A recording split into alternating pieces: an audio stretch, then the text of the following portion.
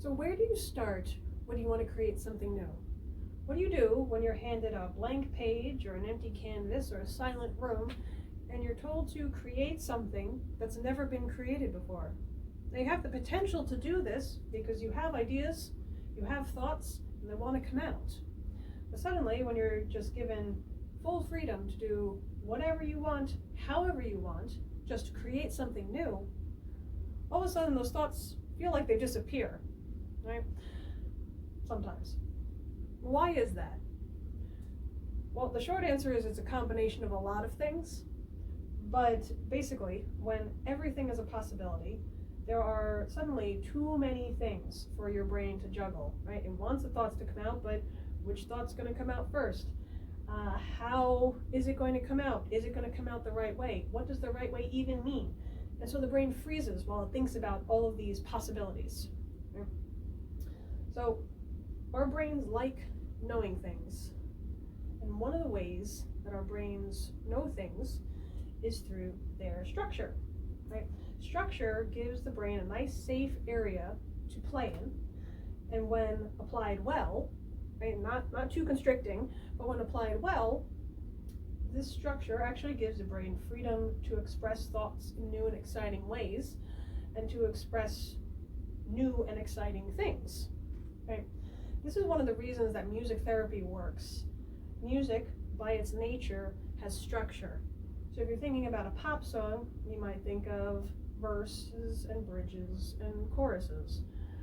But you can actually zoom in on the music itself into the music elements and see that there's structure there too. And this could be in the type of chords that are used in a song, right? And the order that they're played in. This could be the rhythm of the song, the contour of the melody, the harmony, the form, like verse, chorus, things like that.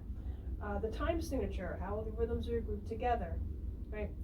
It's all of these music elements, all of these music structures that give us the ability to recognize songs without being told the title of the song or without hearing the lyrics. So we would never confuse these two songs, right? Here's one example. Right? Here's another example. Right? We would never think that those two are the same song because we would say, well, they sound different. Right? The music elements are different, the chords are different, the rhythm's different, the tempo is supposed to be different, although I think I played them the same speed. But the music elements were different enough from each other that we could tell the difference between the two of them. Right? So music is made of structure. But music is also an art form. So like any art form, there are countless ways that it can be used and countless combinations of these elements that can be used to create, again, as many songs and sounds and note combinations that you can imagine. And they can keep being rearranged over and over and over again to constantly be creating new things, right?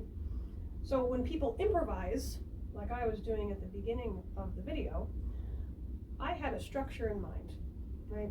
Usually improvisation implies that there's some sort of self-imposed structure, either chords that you're going to use, or rhythms that you're going to use, or notes. There is something in mind. So this is like language. If you want to say a sentence that's never been said before, you probably could, because you know the structure of the language. You have the vocabulary, you know the syntax, you know all the rules, all the structure for the language. So you're able to create something new. Right? The same with music, because you know the musician has an understanding of music structure, they're able to create something new within it. Now, I'm a music therapist, and so I use music and its elements like structure and form and melody, dynamics, all these things we've been talking about, to help my clients learn or improve their non-music skills. So maybe motor skills, or communication skills, social emotional skills, things like that, right? And as the therapist, I'm the one creating the structure within the music. Now this might look different depending on what client I'm working with and what their needs are, but through the music, there is structure within the session. Now, key point here about therapy is that in therapy, you're by nature trying to create something new, right? You're learning something new. You're bringing out something new in yourself, right? So having an outlining structure makes creating something new feel safer. And due to music's inherent nature of being an art, while also having built-in structure, you naturally have guardrails in a music therapy session, but a lot of space inside to try new things and practice new things. Think of it like being in a pool. You have the walls of the pool, right? That's the structure, and the water inside. And there's a whole lot you can do in the pool. And maybe you can try things in the pool that you don't want to try on land, like, handstands or whatever. But you still have the structure of the pool walls holding all the water there, and they're there in case you need to lean on them while you're doing all this cool new stuff and playing games in the pool. So when you have that structure in mind, let's go back to our example from before. Suddenly, bold ideas seem less scary and more interesting. Right? And maybe you feel okay trying things that you might not have done before.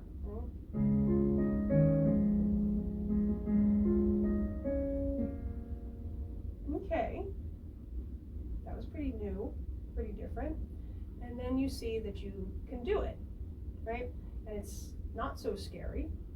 And maybe that was kind of pretty cool, so you want to do it again, and you want to try it again, and you want to try it again.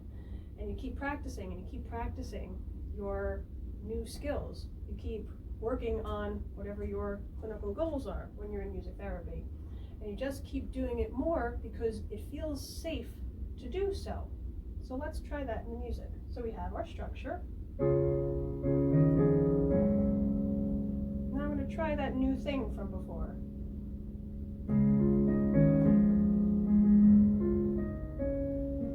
Okay, that was okay.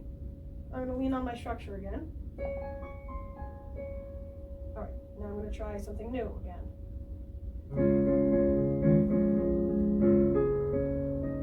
Pretty cool, let's keep going. And now I'm going to use the structure as a springboard into something completely different.